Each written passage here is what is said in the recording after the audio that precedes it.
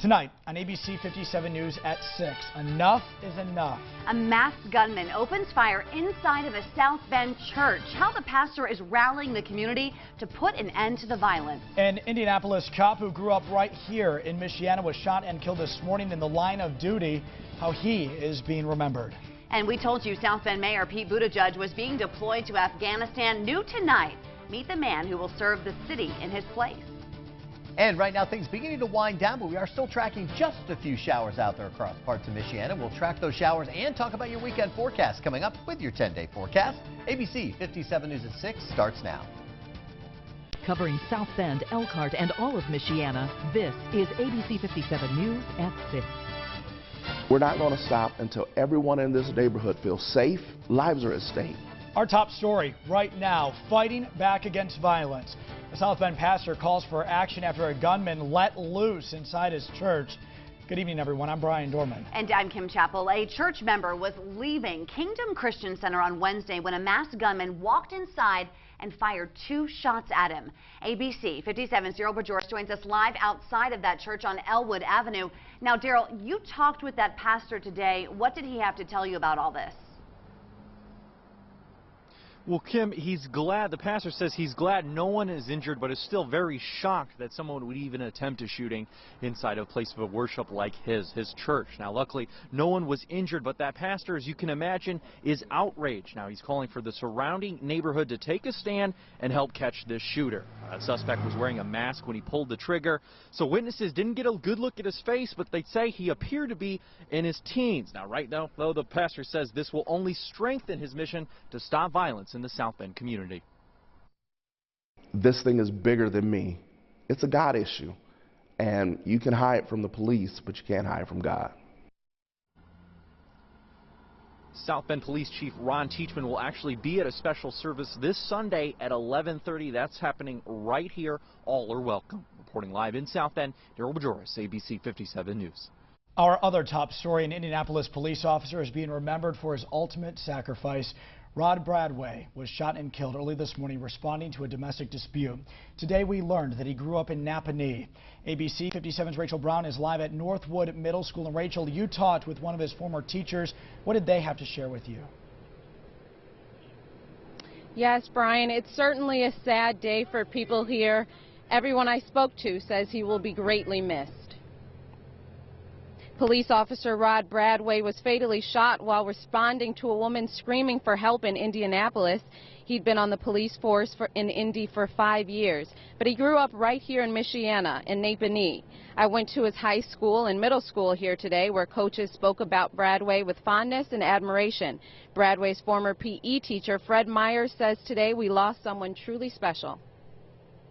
If I was going to have a son, I couldn't have asked for someone any better than what Rod was. It's the first time I saw him come in, I thought he's something special. Now, Bradway is survived by his wife and 2 kids. He was just 41 years old. Reporting in Napanee, Rachel Brown, ABC 57 News. Now, we told you last week South Bend Mayor Pete Buttigieg was being deployed to Afghanistan for most of next year, and City Controller Mark Neal would be in charge while he's gone. Tonight, ABC 57's Jason Aubrey sat down with Neal today, and he has more about how this is only temporary for Neal. Mark Neal is a Notre Dame grad with extensive private sector experience. With a business background, I think of the mayor as a CEO. Neal certainly has experience with executive life. He was a former chief financial officer for Prascani Associates and will be acting mayor after Pete Buttigieg leaves for his deployment next February. I'm comfortable. I've worked in executive management before. Comfortable that, again, with the vision that's been laid out, the strategies we have in place, that we're going to continue marching on. Neal really means it when he says he's marching on. He has no plans to stray from the path Mayor Buttigieg has laid out for him. The mayor's vision's been pretty clear in terms of what we're doing to make the basics easy, providing good and efficient government, and really with a focus on economic development and jobs. But not every decision Neal will have to make is going to be basic. With federal lawsuits looming and the potential for a crisis to erupt at any time, he's going to have to think for himself. You're still willing to go with your gut, right? Well, I won't get into hypotheticals. I will say that I'm confident that in terms of the priorities of the city of economic development, jobs, addressing vacant and abandoned housing, addressing customer service for citizens, looking at our Smarter Streets initiative. That's going to be the focus. The laid-back, soft-spoken Neil is a stark contrast to the charismatic, decisive Mayor Buttigieg, which leaves some wondering if even from half a world away, Mayor Pete will still be pulling the strings. And that was ABC 57's Jason Aubrey reporting. Now, Mayor Buttigieg described Neil as a man who is not political. He actually calls himself a moderate Democrat. Well, due to all the rain that we've had this week, South Bend Public Works now has sandbags available for free. You can pick them up over at Public Works Department. That's over on South Lafayette. On a first-come, first-served basis, they'll be available as supplies last. And, Chief, tonight you are tracking even more rain for us. Yeah, a little bit of rain out there. Really not going to need those sandbags over the next week or so. In fact, we're going to start drying things out after getting all that rain yesterday. Today, just a few stray showers on ABC 57 first morning Doppler radar. But there are still a few showers. May just want to put down an umbrella for the next couple of hours as some of these pass through. Right along 31, if you're heading out of Argus, heading down towards Rochester, you are going to pick up some pockets of somewhat heavier rain. Not going to last long, but they are going to be shifting off towards the east and northeast. Mentone 608, some rain moving back in. Also Warsaw 622, Winona Lake at 625, Pearson at 634. We are still tracking a few showers out there. No big thunderstorms though, and everything is moving quickly. It's not going to sit on top of us and dump 3 inches of rain like we saw yesterday. So things really have improved. Back edge is going to be shifting through the evening hours. So right now Elkhart looks good, just mostly cloudy skies. Temperatures still nice and mild, 72 degrees. If you're going to be heading out around New Carlisle, again, we'll break those clouds gradually up through the evening hours. No rain showers expected in New Carlisle through 8 p.m., 67 degrees, 66 by 9 p.m. down to 63 at 10 p.m. So things really beginning to dry out. In fact, we should be fairly dry through most of the weekend, but we could see a couple of sprinkles early tomorrow morning. So before you get that tailgate ready, stick around. We'll have the very latest with Forecast Track coming up in just a few minutes. Kim? Well, it is one of the most iconic buildings on Notre Dame's campus. For 50 years, the Hesburgh Library has been standing tall. And happening right now, the university is celebrating with a very special ceremony. ABC 57's Amanda Starantino joins us live there tonight. Amanda, what's the latest? Well, the celebration just ended and people are all coming out of the library now, but this building has seen many changes over the past 50 years. When it was first opened in 1963, it was called Memorial Library. And another big change, that infamous mural standing behind me, the Word of Life, or better known as Touchdown Jesus. The library was renamed Hesburgh Library in 1987 when then-President Theodore Hesburgh retired. The Word of Life mural is based on the John chapter in the Bible. Jesus at the top symbolizes the great teacher. Then it continues down with the theme of never-ending scholars, thinkers, teachers, and saints that represent the best man has recorded. The artist was also told to make sure it was visible from the football stadium. The mural was originally just a painting. The mosaic was added later. Depicting not only Jesus, but a series of thinkers and scholars throughout time. So they really do symbolize the importance of the library's mission, connecting people to knowledge across time and space. Diane told me today that this mural is the most significant part of the library because it represents what Notre Dame is all about. Live at Notre Dame, Amanda Starantino, ABC 57 News. And the Hesburgh Library isn't the only big event on campus tonight. Oh, no, we are less than 24 hours away now from the Notre Dame-Michigan State football game. The pep rally is just getting underway there at Purcell Pavilion. That's where we find ABC 57's Emily Evans live for us tonight. Emily, what is it like out there right now? Well, Brian, it's electric right now. I just actually talked to a man who came all the way from New Jersey for the experience, he says. He says he's having so much fun, he feels like a kid in a candy shop. Although this pep rally was moved inside because of the rainy weather, it sure hasn't dampened Notre Dame fans' spirits.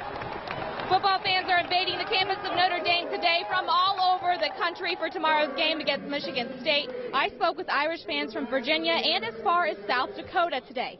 9 of the last 13 games between the Spartans and the Irish have been decided by a single touchdown or less. And the out-of-towners I talked to say they expect tomorrow's game to be just as close. I think it's going to be a tough game, and Michigan State always plays the Irish tough. And the Irish, I do think, will win. I think it's going to be a good game. I think it's going to be a really good game, and I think Notre Dame will win. And and you can feel the excitement here tonight at Ferrell Pavilion. The pep rally is underway, and we're just about to hear from Coach Kelly and the team. Be sure to tune in tonight at 10 and 11 to ABC 57 to hear what Coach Kelly has to say about tomorrow's matchup. Reporting live at Notre Dame, Emily Evans, ABC 57 News. And tonight I had the privilege of sitting down with legendary Notre Dame coach Lou Holtz. And don't let his age fool you. His memory is sharp as a tack. He could tell you every score from his time as coach, and he even remembers specific plays from the games that his teams played against Michigan State, especially from that second one back in the 80s. The second time we played Michigan State probably turned our football program around. We played them at night on ESPN, and Tim Brown ran back 2 punts, and that started the trek to the Heisman Award. But it's always been a great game. As I said, we won 10 in a row, but I want to tell you, they were all close. They could have won 9 of them maybe. I remember up there, we're getting beat with like 40 seconds to go. We throw a long pass, hits our linebacker in the head, bounce up. Adrian Kenson steps out of bounds on the one. Bettis scores next play, we win the game. It's always a great rivalry. All right, so who does he think is going to win tomorrow's matchup, and what are his predictions for the score? We're going to hear more from my conversation with Lou Holtz tonight on ABC 57 News at 11. Incredible. How does he remember all of that? Who knows? I can't remember what I did yesterday. Right, me either. Well, St. Joseph High School opened its doors a long time ago, too, 60 years ago today. South Bend Catholic High School was the first consolidated co-ed Catholic high school in the city of South Bend. We stopped by today for the special lunch where the class of 1954 was serving cake and sharing memories with students that go there now. This is a beautiful place. It's so much nicer, so much more convenient than what the old high school. Until 1968, the school had separate divisions for boys and girls. Then it became co-ed. Tonight, Berrien County Police, they need your help. Yeah, they are looking for a man who held up a gas station with a gun and a zombie mask. A closer look at this surveillance video. Elkhart County was among the hardest hit areas during the recession. Have things finally started to turn around? And we're still watching more scattered showers across the area on the light side, but they are out there, including this batch over towards Cass County, heading towards Three Rivers, Constantine, Vandalia, picking up a little bit of light rain right now. That'll all be shifting its way off towards the east and northeast. Three Rivers, 629, Centerville, 636. More tracking and, of course, your weekend forecast coming up. Get pumped up and ready to go. It is time for Friday Night Football. We are live at one of tonight's key matchups, Warsaw versus Northridge.